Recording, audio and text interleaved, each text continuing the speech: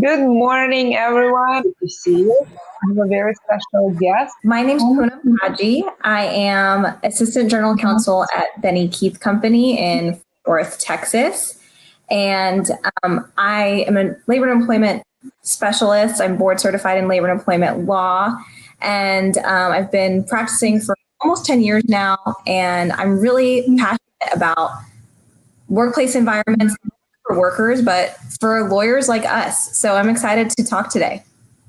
Fantastic. Tell us a little bit more about your company so that folks know not only what you do there, but what is the mission of the company?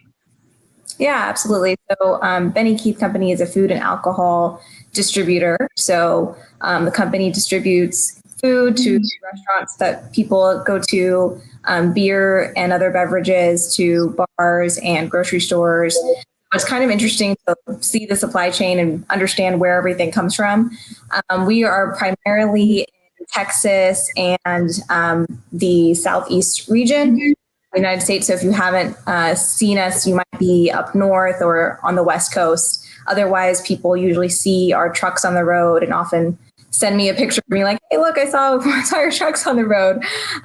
So yeah, that is what we do. And of course, I'm here today on my own behalf and speaking on my own opinions, not those of the company. Yeah, no, absolutely. But you should lead with that. I mean, you're talking about beer, food, and other beverages. Those are exciting things on Friday, especially on Friday. They're always exciting. So the question I ask all my guests, what was the moment when you decided to be a lawyer? That's a great question. Honestly, since I was a little kid, my parents would joke that I would stand on a dining room table chair and like tell these long stories. I thought I was like an orator. I was just ready to always talk. So it was kind of like a joke that I should be a lawyer.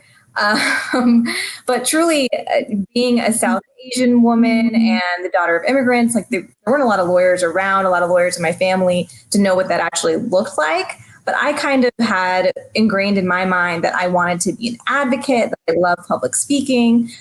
So it was always in the back of my mind. I was a government major in college and really, really loved learning about policy and precedent and how laws are made.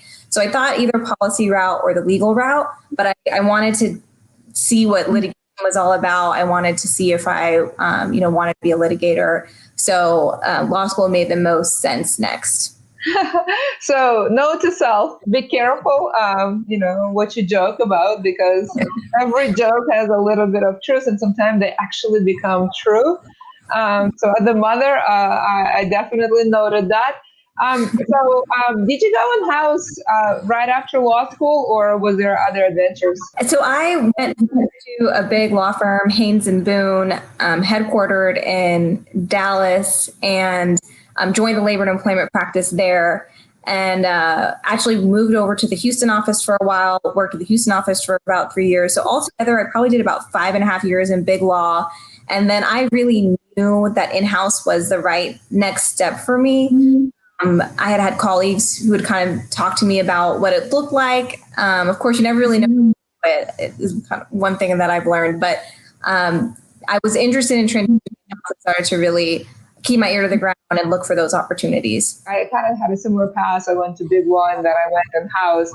And when out of law school, I ended up in the big law. I never thought of in-house as an option. Completely stumbled by accident when a client reached out to me and invited me to be helpful. How did your stumble happen? We were making kind of a plan as a family on where we wanted to live long term. We were in Houston. I love the city of Houston.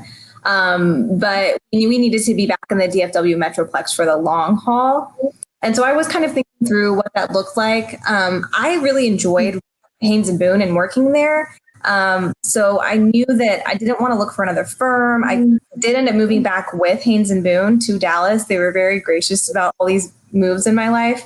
But in my mind, I had already seen the way that I work better when I click with one client. So I had a couple of really great clients in the course of the last, 3 years that I was at the firm. And when I worked with some clients, I felt like I was fully integrated and problem solving with them. And I love those projects. And then I would get, the one-off hey, the client needs X, Y, and Z, quick thing. And I was less enthusiastic about projects. So it helped me see how much I wanted to work with one client more closely. So I did what a lot of people do. I started reaching out to friends who were in-house, and I asked them, how did you do it? Who did you talk to? Some of them circulated my name to recruiters. And then sure enough, a recruiter called me and said, hey, there's this position at this company. It's in food and beverage, a small legal team where you would, be building out kind of labor and employment department for the in-house team. And it sounded really cool and exciting. And I'm a big foodie. So I was like, that's an industry I can understand. Hey, we all have a relationship with food. You should tell more about where you work because it makes you a lot more relatable.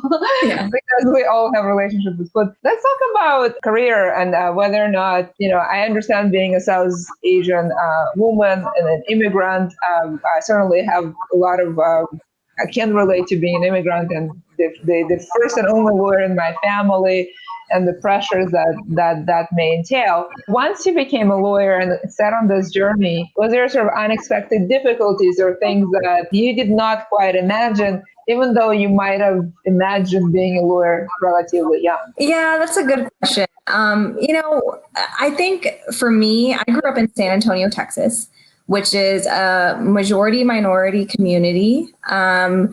And I was generally the only South Asian in a lot of environments that I was in, the only Indian American. I wasn't usually the only daughter of immigrants, right? In San Antonio, there's a lot of children of immigrants. And I felt, I don't know, in San Antonio, it's kind of a special city, honestly. I love my hometown because I felt it was a very inclusive place.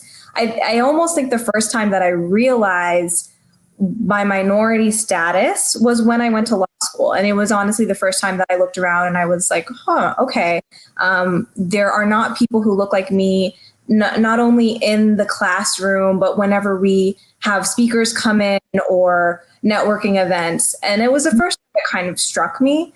And it was the first time I got involved in diversity, equity, and inclusion work too. I joined the Asian Pacific American Law Student Association at SMU and, was president of that organization when I was there. And then ever since then, I've done diversity bar work. So it kind of just told me like, hey, this is something in the legal community specifically that we need to work on the pipeline, but also just make sure we're building an inclusive profession. Yeah. It does start in law school. You get a feeling, even if your class is representative, who the practitioners are very quickly through speakers and stuff like that. Having that experience and going through, from law school to big law to in-house department, have you ever looked back and maybe had regrets about the choice you made or thoughts about that there might have been a better choice? That question is really kind of what motivated me to pin down this topic, right, of loving your job versus loving your work, because there have been various times in my career where I've had to ask myself, was I really meant to be a lawyer? And was I really meant to be a corporate lawyer? And, how do you end up kind of where you are? And was I intentional enough? And I have a lot of really great friends too, and who kind of dwell on this question as well. And I would say definitely early in my career, probably every few months, you kind of have a crisis of identity where you're like, well, what have I done to myself? What am I doing in this profession? Maybe I'm just not even meant to be here. And so I wanted to talk about that because I think sometimes we get very bogged down with, I'm supposed to be doing something I love. I'm supposed to be pursuing my passion. And here I am, logging in hours or whatever it is in big law that sometimes kind of feels like a drag. And you're asking yourself, is this even the right path for me? That's a big pressure question. Am I meant to be a lawyer? Am I meant to be a corporate lawyer? And answering that question, a few months, even in the first couple of years of your practice, that's a lot of pressure. Yeah, it is. And I think a lot of young lawyers particularly add that pressure onto themselves in addition to what is really grueling work at that time, and what's kind of a mental strain, right? Because when you join, I always tell people, like, law school, right, has its it can be tough. The bar exam can be tough, but the hardest part is definitely the first few years of practice, where you're really learning, teaching yourself, and trying to prove yourself all at one time. And so the learning curve is really, really crazy. And then a lot of us are also kind of questioning, like, am I doing what I'm supposed to be doing? Did I let go of my passions along the way? And so I kind of wanted to talk about this to encourage people to reframe that question for themselves. So the first time, or the first two times you asked that question, what was the answer? How did you? Yeah, my answer honestly back then was definitely just do this for a couple years, learn as much as you can. This is a really great opportunity. And I'd kind of give myself that pep talk of just do it for 3 years. I remember when I thought, I'll just do this for 3 years and then I'll find something else. And I don't know if I thought that something else was going to be something that was more in line with pro bono work, or something that was more in line with community service, like things that I felt like would give me this strong sense of purpose in life. And so I kind of kept telling myself, there's just a timeline on this, and there's an expiration date to all of this. But over time, I really started to see how you can integrate these different elements into your life more fully without putting all of that pressure on what your job is, right? What you actually get your paycheck for. I think we use the word job, passion, calling interchangeably. And we also have expectations that we need to have it all at once. And we sort of normalize that. That's a very high standard. It's a very high standard in the first few years of your practice. Even today, to some extent, I have moments where I have to reconcile it. 15 plus years after law school. So how do you think about this question? So just like what you said, I mean, your passion and your profession don't have to be completely equal. So the way that I started to think about it is I want to go to a job every day where I get along with folks, where I'm respected, where I'm doing work that helps challenge me, helps me learn. That's almost like a bonus. But the main goal is go to a job every day where you are respected, you're treated well. And it feels good to wake up and have kind of something to do every day, quite frankly. And honestly, that message also to me is a more widespread one, right? People all around this country and this world are waking up every day and going to work. Not everybody can be like, I just love what I do every day. But everyone, if they can say, I'm going to a job where I'm treated fairly, I'm doing work that I can feel like it's contributing in some way, right? Every single job contributes in some way. It's a much more equitable message and a much more reasonable message, and one that I can really not only champion for myself, but for workers everywhere. It's a privilege to be able to have a job and your calling to be one and the same at all times. This life and this career is long, and sometimes it is one and the same if you're lucky, and sometimes it may not. Yeah, and I'll be very honest. One of the things that I have found, which I'm very lucky about, is that I found a job that has a good amount of balance. So a job that respects boundaries and time, to a good extent. As an attorney, you always kind of have to be ready to work if you need to on nights and weekends. But for the most part, our company culture isn't like that, which is great. And so if you can find ways to build your passions into your spare time, that can definitely help you build out that life that you feel like your passions are met. And really, your passions, maybe your community, your friends, your family, going out to eat. I mean, that is a passion, and a vacation, like that's a passion. Yeah, I also think it's demanding from your job that it's your passion. It's sort of like me expecting that my husband is satisfy every needs I have. He's a great companion, and he has many virtues, but he also has some vices. He really not good at this thing called shoe shopping. In fact, it irritates him, and it brings the worst in him. He has a few others. On balance, I think I'm well married, and I love the choices I made. But just because he's not good at shoe shopping doesn't mean I'm going to divorce the guy. And in the same way, I often, have this conversation with folks actually in the beginning, middle, and end of their career. They find one or two things they don't love about their job. They then tell me that it's not necessarily their passion, therefore they have to, quit and find another job. And maybe sometimes you do, if you are in an abusive situation and it really doesn't work for you, yeah, that's one option to do this. What are your thoughts about having passions in addition to your job, not as part of your job? Yeah, I mean, I think, a lot of people end up being like, I just don't have time. I don't have time for hobbies. And I think that actually has a little bit to do with this do what you love and hustle hard kind of culture that we're living in. Is that part of the way that people measure how much you love your job is how many hours you devote to it. So people brag about working a 70-hour week and then ask themselves why they don't have time for hobbies that might actually rejuvenate them. So, it's going to require a shift, maybe culturally, but also like individually, you just really have to decide what is your passion. And it doesn't have to be, gosh, now I have to take on a hobby on top of everything else, right? Your passion might be spending time watching Netflix with your family. Like I'm very much about the realistic, real life passions, the things that actually are bringing happiness every day and giving yourself more time for that. And your job isn't going to give you that. It's definitely not. I mean, there's no way your job is going to give you space to do those things. So you have to make it. Yeah, the passion for the life well lived, right? And that means good night's sleep.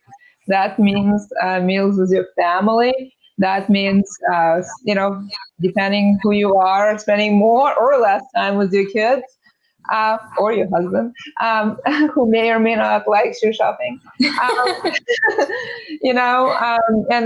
the comments from the audience is around, giving yourself permission and understanding that your job would fulfill some of your passions, but maybe not all.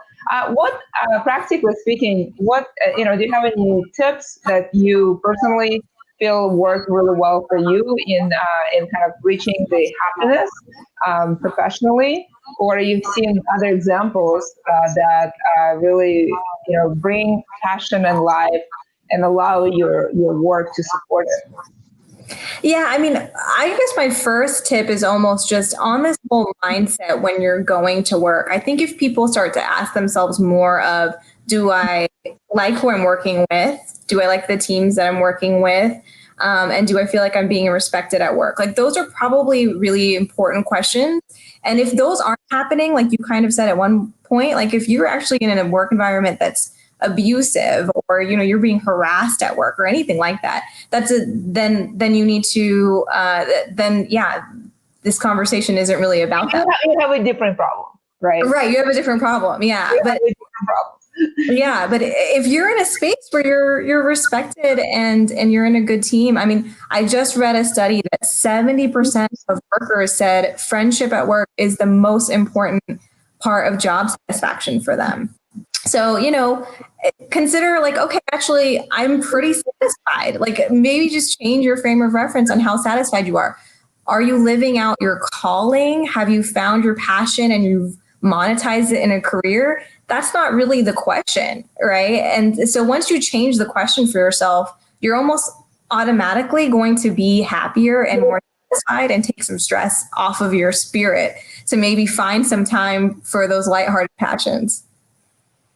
Yeah, I see that Annie Little wrote a very interesting remark, which I actually kind of want to get your feedback on about, making a requirement of fun. What are your thoughts there? Yeah, so I will tell a personal story here because when I started my food blog, it was totally for fun. I was, living by myself in Houston, a new city known for food. And I was like, you know what, I'll just start food blogging. And mostly it's on Instagram, but I was writing a little bit on an actual blog too.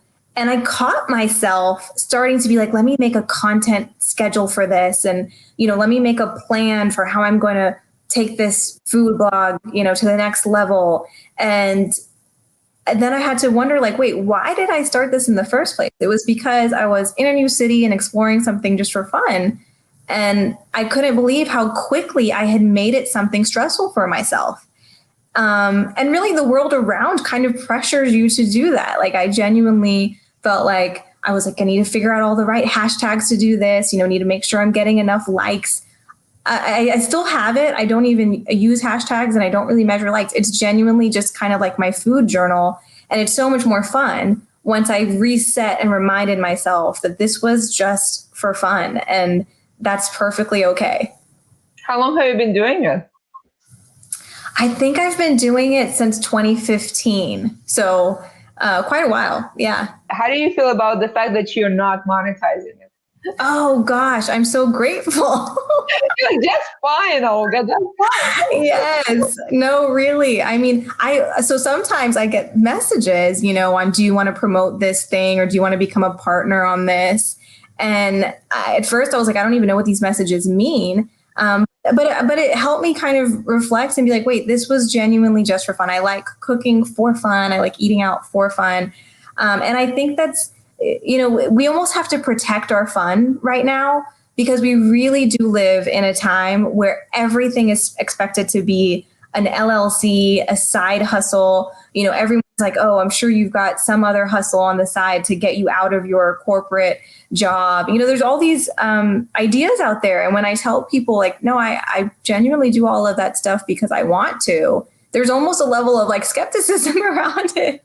Yeah. I think it's worth it to remind that, fish swim because they can and birds fly because they can. And, sometimes you do a food blog because you can, and there doesn't have to be an agenda behind it. There doesn't necessarily have to be a monetization involved. It could be just because you can and you love it and it feels good. Yeah, absolutely. And I don't want to discourage, like I almost needed to give a disclaimer. I don't want to discourage people who want to pursue their passions as a financial goal. If you want to make that a goal for yourself, but I just want to give lawyers especially, and a lot of young professionals that work really, really hard and tirelessly, and quite frankly, on that equity piece, everyday workers going to any job that are feeling this sense of, I didn't get to do my passion. Your what you love, it can be your family, it can be your community, it can be yourself and your spirit. That is what you love. You don't have to love the work that you're doing. Yeah. And there's something to be said about, the things that you may love is being of service, being an integral part of society. Exactly. Serving the needs of folks in your community, doing the right thing. There's just many reasons to get up in the morning that may not involve necessarily, every part of your job. It's okay to love parts of your job or impact it has, but maybe not necessarily every detail of what you do. That's again a little too much pressure. Yeah, no, absolutely. And somebody who works at a coffee shop, for example, might just love the daily interactions, right? More so than making a latte over and over, right? So exactly what you're saying, like your work can be about getting up, going to work with a team and being part of society. And I'm putting the onus on us when I'm like, give yourself space to do that. But I think this is really a question about our culture and our society too, that are we giving space for that? And can we do more by stopping so much of that like hustle hard, culture that we're in right now? Like, and I'm the first to kind of like, I almost brag sometimes about how much I try not to, I try very hard not to brag about the days that I've worked extra hours or, I opened up my laptop and churned out this on a Sunday. Like, let's just stop making that something of a badge of honor so that we can really stop comparing to each other in that way. And I think lawyers are particularly guilty of that. Yeah, I love the thought of allowing space for fun and just for being there and enjoying life.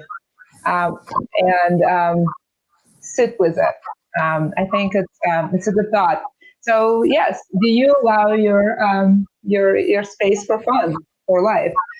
This was a fantastic conversation, and as somebody who's in law, who many of us have been working hard our entire life, well before we got into law, and probably for the entire law career.